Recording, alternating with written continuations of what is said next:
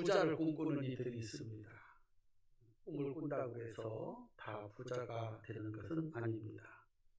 부자가 되려고 하다가 오히려 가난하게 되는 사람들도 있습니다. 부자가 됐는데 계속해서 부자로 살아가는 것 쉬운 일이 아닙니다.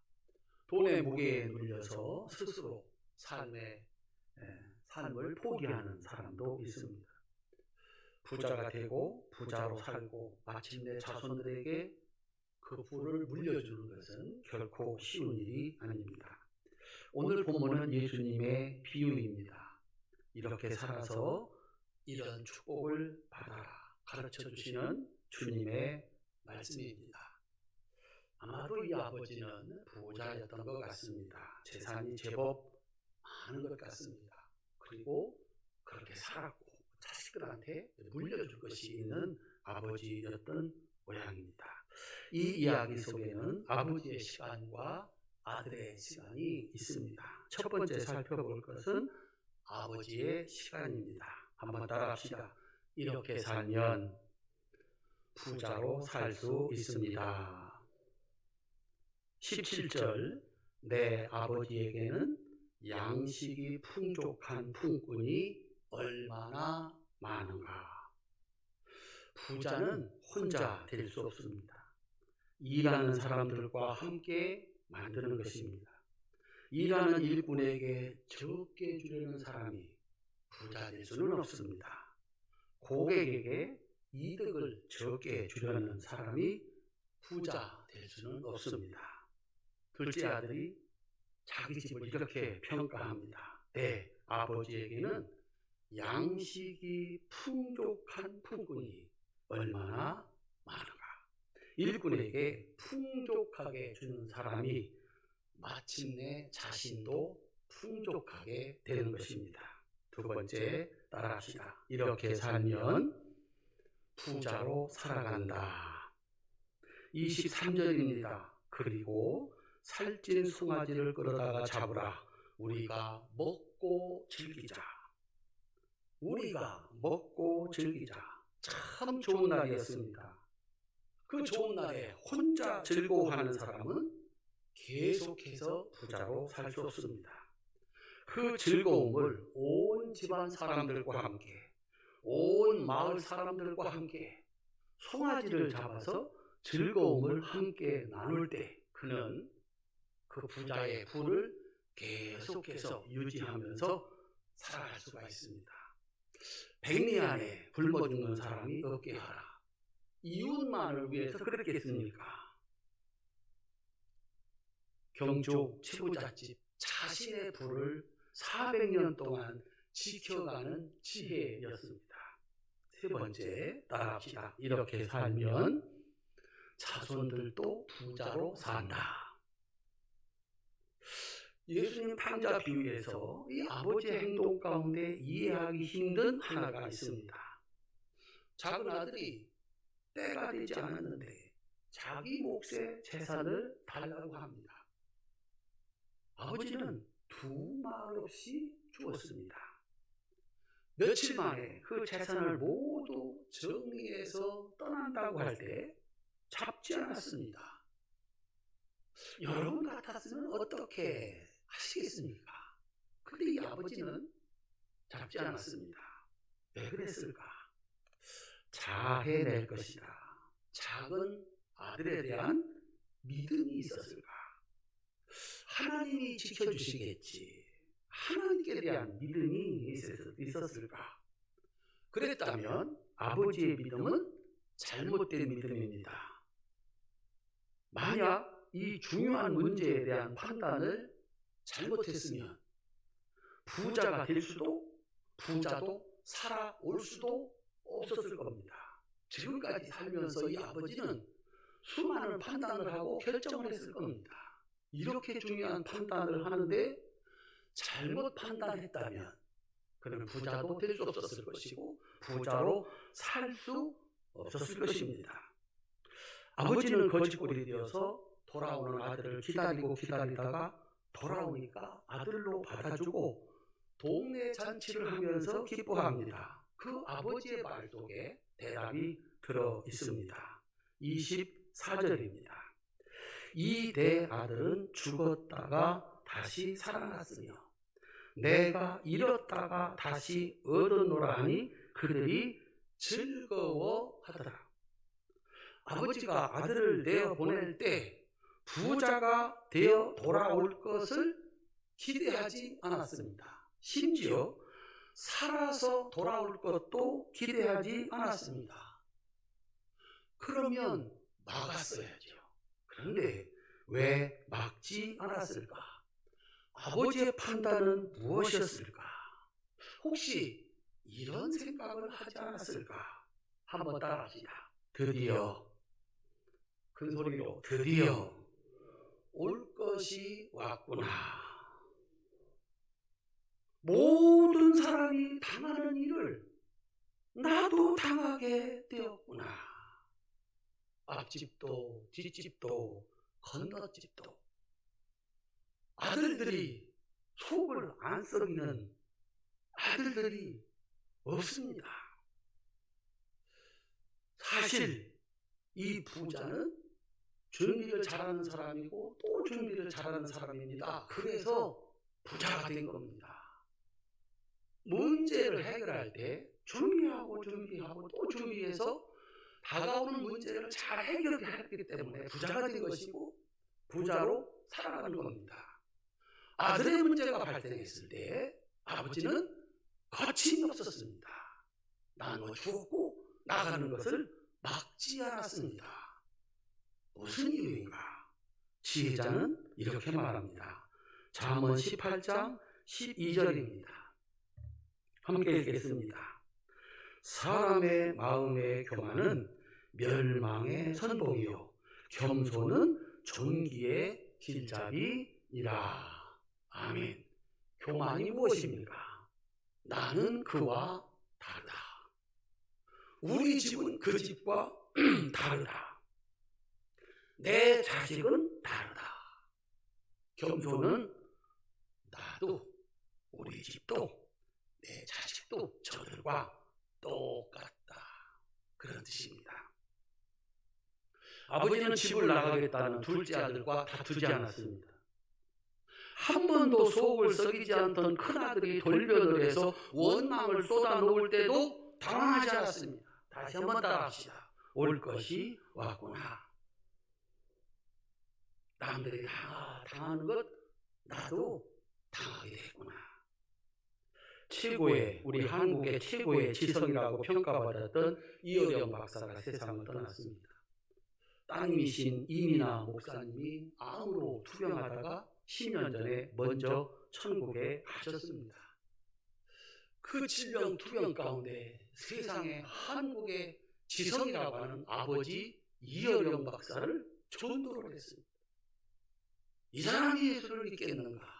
그런데 그 딸이 그 질병 가운데서도 믿음을 잃지 않고 천국을 소망하며 세상을 떠나는 걸 보면서 예수를 믿게 됐습니다. 그래가지고 한국에 아주 화제가 됐습니다. 어떻게 이어령이가 예수를 믿을 수가 있는가?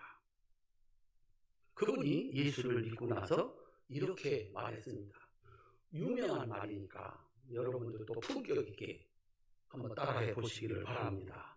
지성의 끝은 영성이다. 모든 공부의 끝은 영성이다. 예수를 믿는 것이고 천국을 소망하며 사는 것이고 하나님의 말씀을 따라 사는 것이다. 이렇게 말을 했습니다. 또 하나 알려지지 않은 유명한 말도 했습니다. 늙어서 깨달으면 큰일 납니다. 젊은이는 늙고 늙은이는 죽어요. 미리 알라는 것입니다. 미리 아는 것이 지혜입니다.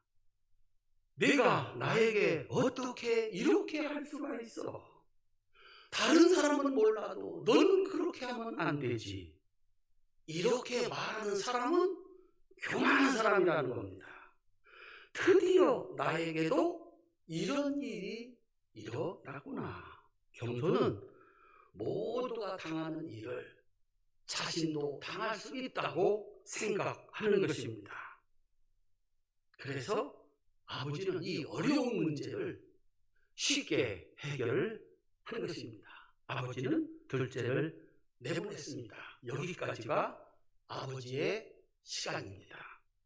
이제 아들의 시간이 되었습니다. 아들은 무엇을 했을까? 첫 번째, 아들은 며칠이 안 돼서 재산을 정리해가지고 아버지를 떠났습니다. 13절입니다. 그 후 며칠이 안 돼요. 둘째 아들이 재물을 다 모아가지고 먼 나라에 가. 따라합시다. 먼 나라에 가. 아버지로부터 멀어질 수 있으면 멀어질수록 좋아. 먼 나라로 갔어요. 떠나는 이유는 분명합니다. 여기보다 저기가 낫기 때문입니다. 이 회사보다 저 회사에서 월급을 더 준다고 하면 떠나는 겁니다. 지금 우크라이나에 전쟁이 일어났습니다. 여기 있으면 죽는다. 가족도 남겨두고 떠나는 겁니다. 아들은 아버지를 떠납니다. 어디만큼 떠나나? 멀리 멀리 떠납니다. 여기보다 저기가 낫다. 나는 아버지보다 더 잘할 수 있다. 형님보다 더 잘할 수 있다. 아버지 틀렸고 형님 틀렸고 내가 맞는다. 그래서 떠나는 겁니다. 이제 그의 곁에는 아버지 없습니다. 온전히 그의 시간이 되었습니다. 그의 시간이 되어서 첫 번째 하는 것이 무엇인가? 허랑방탕입니다. 13절, 거기서 허랑방탕하여 그 재산을 낭비하더니. 그는 돈을 버는 법을 모릅니다. 돈을 모으는 법도 모릅니다. 돈을 지키는 것도 모릅니다. 그가 할 수 있는 것은 돈을 쓰는 것입니다. 그는 거침없이 돈을 썼습니다. 아니나 다를까 사람들이 몰려왔습니다. 자기가 시키는 대로 합니다. 자기가 유능해서 그런 줄 알았습니다. 여자들이 달려듭니다. 받아보지 못한 인기입니다. 그래서 허랑방탕하여 그 재산을 낭비했다 그랬습니다. 그 다음에 그가 한 일은 14절 따라합시다. 다 없앤 후에, 큰 소리로 다 없앤 후에, 그 많던 돈이 그렇게 빨리 없어질 줄은 몰랐습니다. 기업이 망한다고 했을 때, 사람이 망한다고 했을 때, 때로 몸에 병이 들어서 질병을 얻었을 때 그 많은 돈이, 그 건강했던 몸이 어떻게 이렇게 한순간에 다 없어질 수가 있는가? 문제는 돈이 떨어졌을 때 기다렸다는 듯이 그 나라에 흉년이 들었다 그랬습니다. 14절, 그가 비로소 궁핍한지라. 돈만 떨어진 게 아니었습니다. 돈 떨어지니까 그 나라 전체에 가뭄이 들었습니다. 그 많던 친구들도 다 떨어져 나갔습니다. 마침내 먹을 양식조차 구하지 못하고 죽을 지경이 됐습니다. 일자리가 줄어들어서 자신이 할 수 있는 일이 없었습니다. 그래서 마지막에 하나님의 백성으로서는 해서는 안 되는 부정한 짐승, 돼지를 치는 일밖에 없었습니다. 그런데 그 일조차도 해본 적이 없어서 배를 채울 만큼의 돈도 벌지 못했습니다. 그렇게 양식을 구하지 못하고 죽을 지경이 되었습니다. 교만, 멸망의 선봉이라고 했습니다. 아버지하고 살면서 20년을, 30년을, 40년을 그 훌륭하신 아버지와 함께 살면서 아들은 하나도 배우지 못했습니다. 뭐 이런 경우가 있나? 그 훌륭하신 아버지, 부자가 됐고 그 부를 유지하면서 자식한테 물려줄 수 있을 만큼의 재산가이신 아버지와 함께 살면서 어쩌면 하나도 배우지 못했을까? 그런 경우가 있을까? 있습니다. 어떻게 하면 하나도 안 배울까? 아버지 틀렸다. 형님 틀렸다. 내가 맞다. 그러면 하나도 못 배워. 학교에 석사, 박사 과정을 거치면서 박사 과정쯤 가면 정말 어른들도 같이 와서 공부를 합니다. 가르치는 선생님이 자기 교회 부목사, 자기 교회 협동목사, 옛날에 자기가 세례 주었던 사람들. 근데 그분 앞에서 배워야 되는 거예요. 배울까요? 출석만 부르고 다 나갑니다. 학점 다 줍니다. 교수에 대한 평가는 다 다릅니다. 그래가지고 저 교수 은혜 없어. 학문이라고 해봤자 별 볼 일이 없어. 출석만 보고 다 나갑니다. 학교를 10년을 다녀도 배울 수 없습니다. 여러분 담임 목사는 어땠을 것 같습니까? 배워야지. 이걸 어떻게 얻은 기회인데 사람들은 그가 가르치는 것이 영 별 볼 일 없다고 그러는데 저 사람은 그 공부를 하기 위해서 유학을 가서 6년, 7년 그 부인은 접시 닦기를 하면서 학위를 받아 돌아왔어. 그의 가르침이 혹시 부족하더라도 문제가 있더라도 배워야 돼. 그래서 성경 해석 여기서부터 여기까지 어디까지인지를 내가 알아야 돼. 어떤 사람은 아주 지나치게 이쪽으로 가고 어떤 사람은 아주 지나치게 이쪽으로 가는데 이걸 다 알아야 내가 올바로 성경을 볼 수가 있어. 단 한 시간도 빼먹지 않았고 배우려고 애썼습니다. 사랑하는 성도님들, 우리들은 오늘 또 수많은 이야기를 듣고 봅니다. 그런데 틀렸어. 내가 하나도 배울 수가 없습니다. 그가 가지고 있는 것은 나는 잘할 수 있다는 생각, 그거 하나였습니다. 그런데 막상 자기가 혼자 자기에게 주어지는 문제들을 풀으려고 보니까 풀을 수가 없었던 겁니다. 복싱의 전성기가 있었습니다. 권투. 그때 핵주먹이라고 불리우는 마크 타이슨이라고 하는 선수가 있었습니다.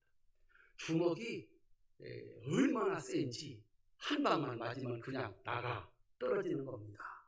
그 선수가 이런 말을 했습니다. 워낙 하는 일이 그렇고 성격이 그러해서 그런지 말이 터프했습니다. 한번 따라 해보시겠습니까? 누구나 그럴싸한 계획을 세우고 있다. 쳐맞기 전에는 링에 올라올 때 도망갈 수 없습니다. 딱 사각링에 들어오면 이렇게 펀치를 피할 거야. 이렇게 피하고 내가 때릴 거야. 와서 한 방 딱 맞으면 모든 계획이 수포로 돌아가는 거예요. 세계의 최강 군사력을 가지고 있다는 러시아의 푸틴이 우크라이나를 침공을 했습니다. 전쟁을 일으켰습니다. 계획은 이거였습니다. 우리의 군사력이 비교할 수 없이 크다. 우리가 쳐들어가면 우크라이나 국민들은 꽃을 들고 환영할 것이다. 그들의 정보였습니다. 48시간 이틀이면 정복할 수 있다. 막상 전쟁을 시작했습니다. 현실은 그렇지 않았습니다. 세계 전쟁으로 확전이 되어져 가고 있습니다. 대통령 선거가 끝났습니다. 양쪽에서 이런저런 계획을 세웠습니다. 그런데 막상 링 위에 올라보니까 자신들의 계획대로 되지 않았습니다. 덕분에 방을 세웠습니다. 현실은 그럴싸한 계획으로 되는 것이 아니라는 겁니다. 머릿속에 생각으로 되는 것이 아니라는 겁니다. 온몸으로 살아내야 한다는 것입니다. 대적과는 싸워서 이겨야 되고 먹을 양식을 구해와야 하는 것이 현실이라는 것입니다. 둘째 아들은 그 현실 앞에서 모든 것을 잃어버린 다음에야 비로소 네 가지를 깨닫게 되었습니다. 첫 번째, 고난은 자신의 현실을 알게 했습니다. 17절입니다. 따라합시다. 이제 나는 여기서 굶어 죽는구나. 내 실력이 이것밖에 안 되는구나. 나는 이제 여기서 굶어 죽는구나. 두 번째, 고난은 자신의 잘못, 죄를 알게 했습니다. 18절, 내가 하늘과 아버지에게 죄를 지었구나. 한번 따라합시다. 내가 하늘과 아버지에게 죄를 지었습니다. 아들은 두 가지 잘못을 발견했습니다. 첫 번째, 하늘에 지은 죄입니다. 하늘에 지은 죄. 그가 첫 번째 한 일이 무엇이었습니까? 허랑방탕입니다. 큰아들은 허랑방탕을 이렇게 해석을 했습니다. 아버지의 살림을 창기와 먹어버렸다. 국어사전은 이렇게 설명을 합니다.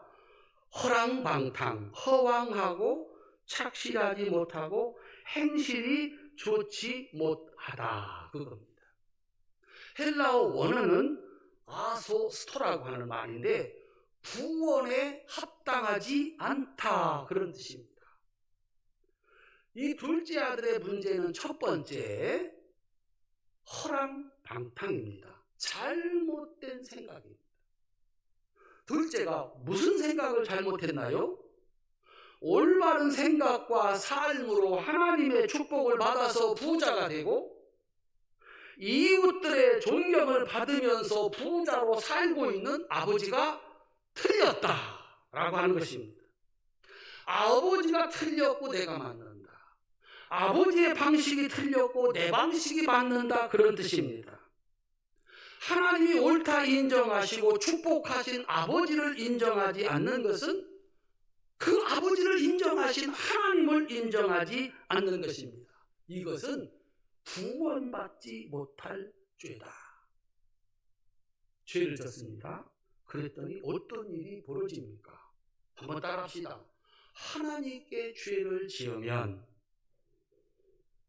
하늘문이 닫힙니다. 하나님께로부터 내려오는 복이 더 이상 내려오지 않습니다. 성경은 이렇게 쓰고 있습니다. 그 나라에 크게 흉년이 들었다. 먹을 것이 없어진 것입니다. 두 번째, 아버지에게 지은 죄입니다. 13절, 14절 따라합시다. 낭비하더니 다 없앤 후에,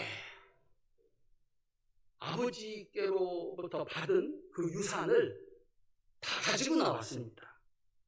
이거를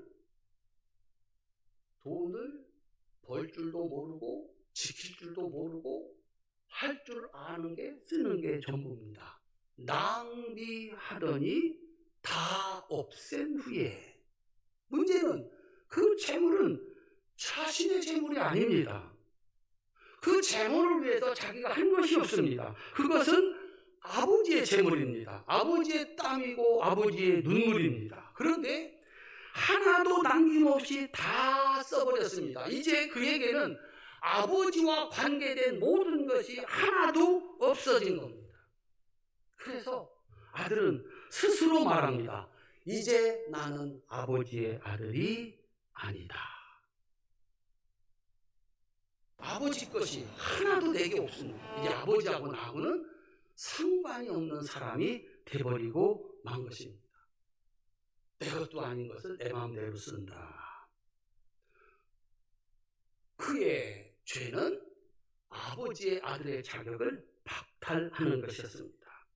세 번째, 이 둘째 아들의 고난이 회개를 하게 했습니다. 20절입니다. 이에 일어나서 아버지께로 돌아가니라. 한번 따라하실까요? 아버지께로 돌아가니라.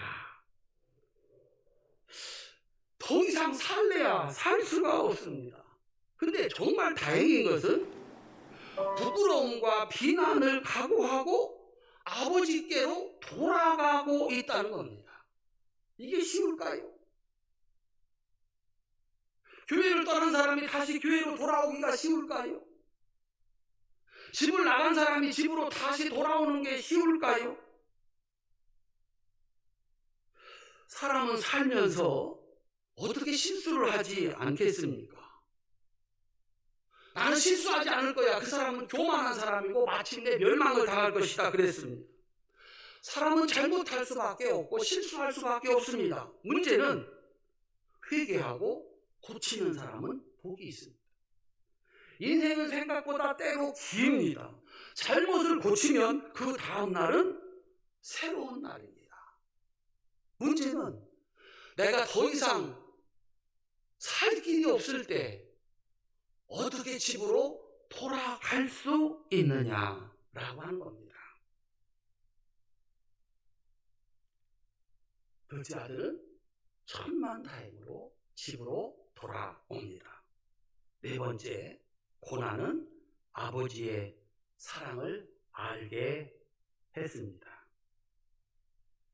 누가복음 15장 20절로 24절입니다. 아직도 거리가 먼데 아버지가 그를 보고 측은히 여겨 달려가 목을 안고 입을 맞추니 아들이 이르되 아버지, 내가 하늘과 아버지께 죄를 지었사오니 지금부터는 아버지의 아들이라 일컬음을 감당하지 못하겠나이다. 하나 아버지는 종들에게 이르되 제일 좋은 옷을 내다가 입히고 손에 가락지를 끼우고 발에 신을 신기라. 그리고 살찐 송아지를 끌어다가 잡으라. 우리가 먹고 즐기자. 이 내 아들은 죽었다가 다시 살아났으며 내가 잃었다가 다시 얻어노라 하니 그들이 즐거워하더라. 우리 성도님들, 이 아들을 아버지 집으로 다시 돌아오게 한 것이 무엇이었을까? 만약 아버지가 아들의 요구를 들어주지 않았다면, 그래서 해서는 안 되는 말까지 퍼부으면서 싸웠다면 돌아올 수 있었을까? 한번 따라합시다. 올 것이 왔구나. 내 아들은 절대로 그럴 일이 없어 라고 생각하지 않고, 어떻게 저 집에서도 어떻게 이 집에서도 일어나는 일이 내 집에서는 일어나지 않을 수 있다는 말인가? 내가 조심하고 많이 조심했지만 결국 나도 이런 일을 당하는구나. 먼저 알았습니다. 겸손으로 무장했습니다. 그리고서 다투지 않았고 싸우지 않았고 그냥 내보내 준 겁니다. 이 아버지의 시간이 만든 기회였습니다. 그래서 이 고난은, 죽을 만큼 힘들었던 이 아들의 고난은 그를 다시 돌아와 아버지의 아들이 되게 하는 축복이 되었습니다. 한번 따라합시다. 고난은, 큰 소리로, 고난은 아버지의 마지막 사랑입니다. 우리 인생이 살면서 고난을 당하지 않을 수 있는가? 아닙니다. 이런저런 어려움을 우리는 겪어가야 됩니다. 왜냐하면 고난은 인생에게 있어서 선택이 아니라 필수 과목이기 때문에 그렇습니다. 하나님 아버지께서 우리를 많이 사랑하시기 때문에 고난을 주신다는 것입니다. 그리고 그것이 하나님의 사랑 마지막, 아버지의 사랑 마지막 사랑이라는 것입니다. 낮에만 보이는 것들이 있습니다. 밤이 되어야 비로소 보이는 것이 있습니다. 잘되고 잘된 날에는 절대로 보이지 않는 것이 있습니다. 어렵고 힘든 고난의 날에 비로소 보이는 것이 있습니다. 그래서 고난은 아버지의 마지막 사랑입니다. 히브리서 12장 6절부터 10절입니다. 우리 함께 읽으시겠습니다. 주께서 그 사랑하시는 자를 징계하시고 그가 받으시는 아들마다 책찍질 하시니라 하였으니 너희가 참음은 징계를 받기 위함이라. 하나님의 아들과 같이 너희를 대우하시나니 어찌 아버지가 징계하지 않는 아들이 있으리요. 징계는 다 받는 것이거늘 너희에게 없으면 사생자요 친아들이 아니니라. 무릇 징계가 당시에는 즐거워 보이지 않고 슬퍼 보이나 후에는 그로 말미암아 연단받은 자들은 의와 평강의 열매를 낳느니라. 큰 소리로 아멘 하셔야 됩니다. 좋은 날에 보이지 않습니다. 좋은 날에는 그냥 잘한 것만 보입니다. 그런데 어려운 날에 보이는 게 있습니다. 가다가 길가에 엎어지기만 해도 보이는 게 있습니다. 그릇 하나를 깨먹어도 확 느껴지는 게 있습니다. 좋은 날에 보이지 않던 것들입니다. 참 잘하고 잘했는데 더 잘하고 마침내 의와 평강의 열매를 맺을 수 있도록 하나님께서는 마지막 사랑으로 때로 인간에게 고난을 주신다라고 하는 것입니다. 그래서 고난은 저주도 아니고 실패도 아닙니다. 하나님의 은혜와 축복인 줄로 꼭 믿으시기를 주님의 이름으로 축원합니다. 하나님이 이 고난을 나에게 주셔서 이것을 알게 하시고 저것을 알게 하시고 그래서 의와 평강의 열매를 맺도록 주시는 하나님의 마지막 사랑이다. 그렇게 믿을 수 있는 성도들 되시기를 주님의 이름으로 축원합니다. 그래서 징계를 받아도 깨닫지 못하는 것이 가장 큰 저주이고 멸망입니다. 마태복음 13장 13절부터 16절입니다. 함께 읽겠습니다. 그러므로 내가 그들에게 비유로 말하는 것은 그들이 보아도 보지 못하며 들어도 듣지 못하며 깨닫지 못함이니라. 이사야의 예언이 그들에게 이루어졌으니 일렀으되 너희가 듣기는 들어도 깨닫지 못할 것이요 보기는 보아도 알지 못하리라. 이 백성들의 마음이 완악하여져서 그 귀는 듣기에 둔하고 눈은 감았으니 이는 눈으로 보고 귀로 듣고 마음으로 깨달아 돌이켜 내게 고침을 받을까 두려워함이라 하였으니라. 그러나 너희 눈은 봄으로 너희 귀는 들음으로 복이 있도다. 세상에서 가장 큰 축복은 실수하지 않고 잘만 되는, 그래서 고난이 없는 삶이 아닙니다. 보고 듣고 깨달아서 회개하는 사람이 가장 큰 은혜와 축복을 받은 사람인 줄로 믿으시기를 주님의 이름으로 축원합니다. 보아야 됩니다. 아버지와 함께 사는 날들 동안에 보고 배웠어야 됩니다. 망하는 사람을 보면서, 축복받는 사람을 보면서 보고서 배웠어야 됩니다.